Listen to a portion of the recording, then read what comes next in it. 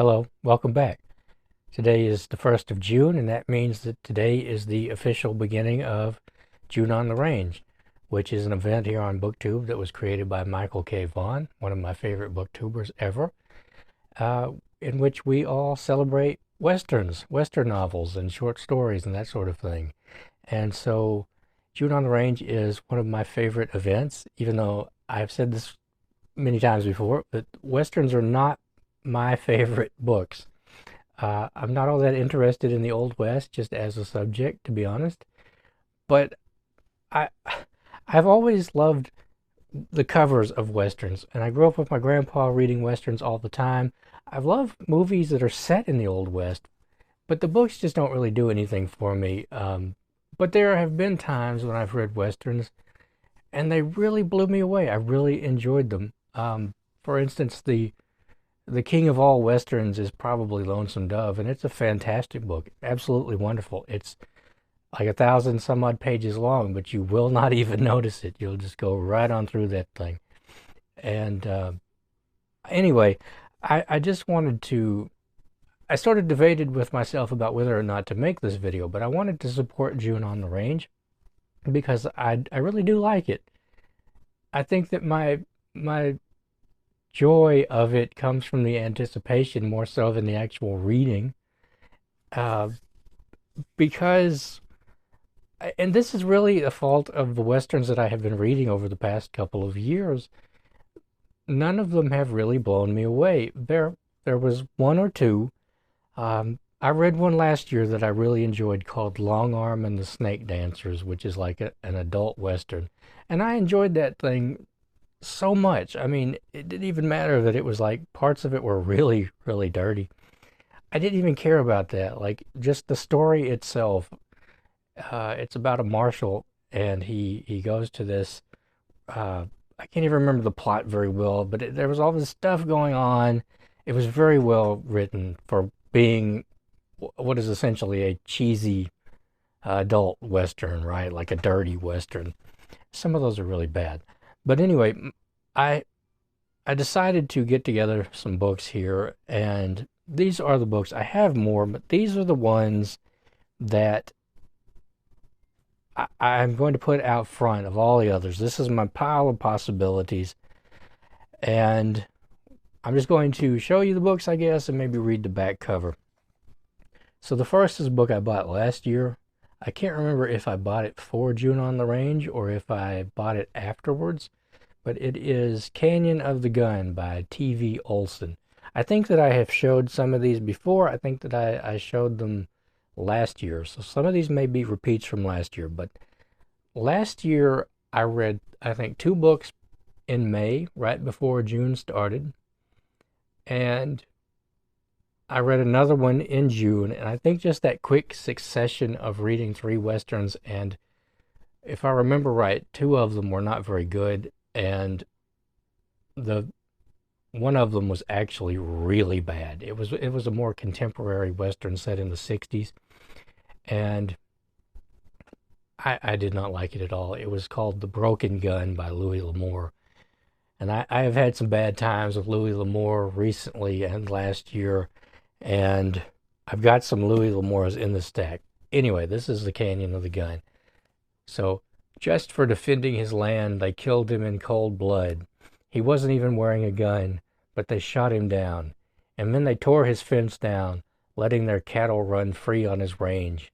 His sons saw it happen, but they had him covered too. They didn't kill him because they thought he was too young to give them trouble. They were wrong. The son rode out to seek bloody vengeance, and he finally got it in the Canyon of the Gun. So that's pretty standard stuff, right? The cattle barons and the fight for land and all of that. The next is Hangman's Creek by Matt Braun, or maybe that's Brown. And this is a what's his name? Luke Starbuck. So this is a Luke Starbuck Western, and he is hunting down some outlaws they are cattle rustlers. Of course, they're cattle rustlers in the Texas Panhandle, and which is kind of odd. Maybe it moves into Colorado or something.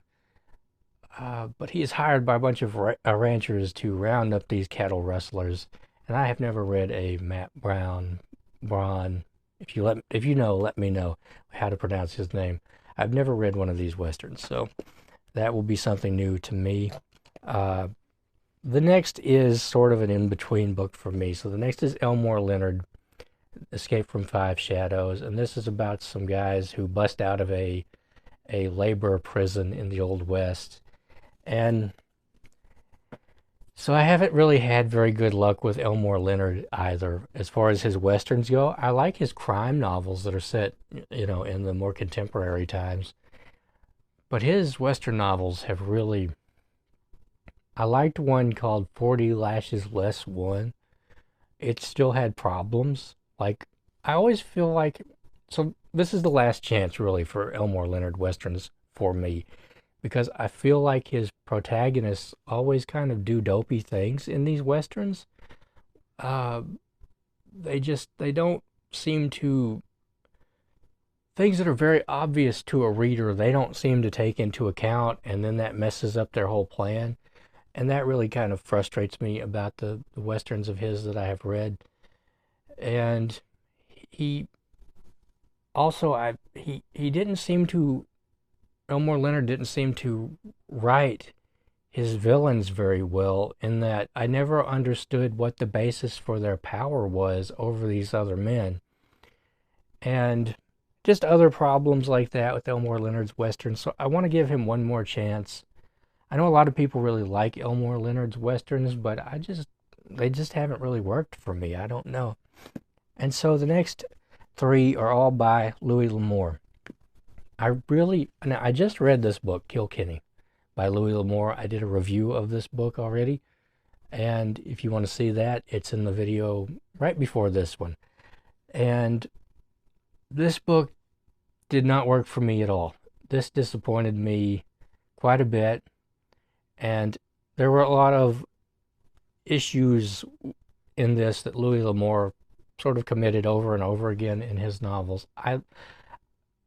I like Louis L'Amour quite a lot, to be honest. I like some of his full-length novels quite a bit. I really, really like his short stories. His Western short stories. He wrote short stories about boxers and riding the rails in the Great Depression, about being a pilot in the South Pacific, or being a boat captain in the South Pacific, stuff like that. Really interesting stories. His full-length westerns, on the other hand, they have disappointed me more often than I have enjoyed them, or that they have impressed me. And sometimes I read one last year that I really enjoyed. I really, really enjoyed it. But there was, there's a good guy gunslinger and there's the bad guy gunslinger. And all through this book, the tension was building and building and building. Not this one, not Kilkenny, but one that I read last year. All through the book, tension was building and building, right? We're going to have this big showdown, this big gun battle. And I won't tell you the name of the book, but at the very end, the good guy's fiance shows up in town. The bad guy is terrified of women. All she has to do is yell at him and tell him that he's a bad person and to get lost. And he gets lost. He takes off. He's never seen again. So this huge confrontation, the tension that's been building through the whole book. And I guess I'll tell you the book if you really want to know, if you ask me down in the comments. But the tension building through the whole book, all it took was this lady to yell at this guy who's been killing people all through the book, and he just took off. Why? Why, Louis? Why? But I want to give Louis L'Amour more chances. I want to give his novels more chances. And just to even things out, I have a book of his short stories. And so I showed this book last year. It is The Empty Land. I was so disappointed by the Louis L'Amour book I read, but I really like the way he writes as far as his short story goes. I love his short stories so much that I just really, really want to love his novels. I really do. And so I want to keep reading them to find one that I enjoy. And I have enjoyed a couple, but I can't remember their names. It's been a really long time. So in this one, this is pretty standard stuff. So Matt Coburn had cleaned up tough towns before. He knew what to do and how to do it. Above all, he knew who to kill and when. But this time the odds were stacked against him. He was facing every kind of gunman, knife artist, dry gulcher, and tin horn there was, and he was alone. Now he was sure of only one thing. The gutters would run with blood before law came to Confusion. The town is named Confusion, apparently. Not the best sign I've ever seen. But there were really strange named towns in the Old West also, so who knows. The next is Tucker, and this is about a young guy. Some outlaws kill his father, and they run off with some bags of gold dust. And so Tucker, who's only 16 or something like that, 17 maybe, he has to chase after these outlaws and get revenge and get this gold dust back. Maybe the gold dust, maybe they steal that at some other time. I'm not entirely sure. But anyway, so this is Tucker, and I am going to try to read both of these Louis L'Amours in the next month. I'm going to try to space them out with other books so that I don't feel overwhelmed either by bad writing whenever I encounter it, or just by the Old West itself, because I don't find cattle rustling all that interesting, to be completely honest. I mean, yes, okay, there's cattle rustling in Lonesome Dove, but the characters and the settings and everything, that is like an epic. And you really just have to read Lonesome Dove to get a feel for it and to understand that book.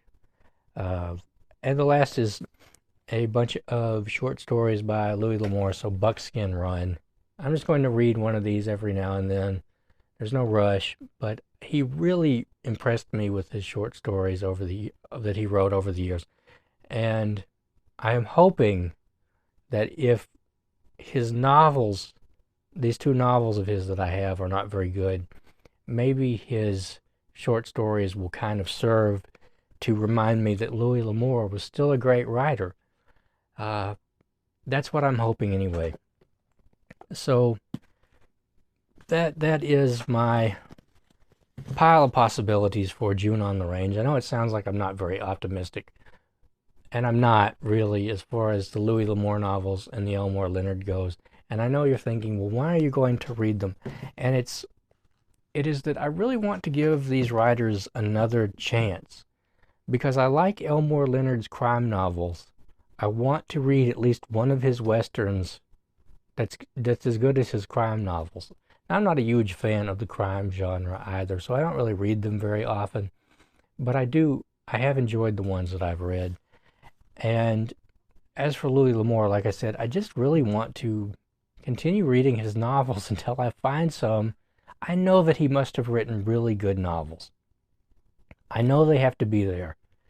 It's just when you've written 80 or 90 or maybe more, the chances for me to go to the store and buy the good ones out of those 80 or 90 are probably not that high. So I know that it's going to be kind of random chance that I'm just going to pick one up and love it. And that's what I'm doing here. I have more hope. I have more hope that Tucker will be a good novel than I do that The Empty Land will be a good novel. And I have to admit, I think some of the luster of Louis L'Amour novels is, I mean, look at these covers. They're amazing, right? Not this one, not so much, really. I mean, it's pretty, but it's a later cover. You can tell this one's probably from the 80s. And this is Kilkenny. I mean, I know you're not supposed to judge books by their covers, but Westerns tend to have really great covers, especially the older ones. Anyway, so that is my video for my pile of possibilities for June on the Range. I hope that you will join me and join the rest of the wonderful readers who are involved with June on the Range. And that's it for this one. And I want to thank you for joining me today, and I'll see you next time.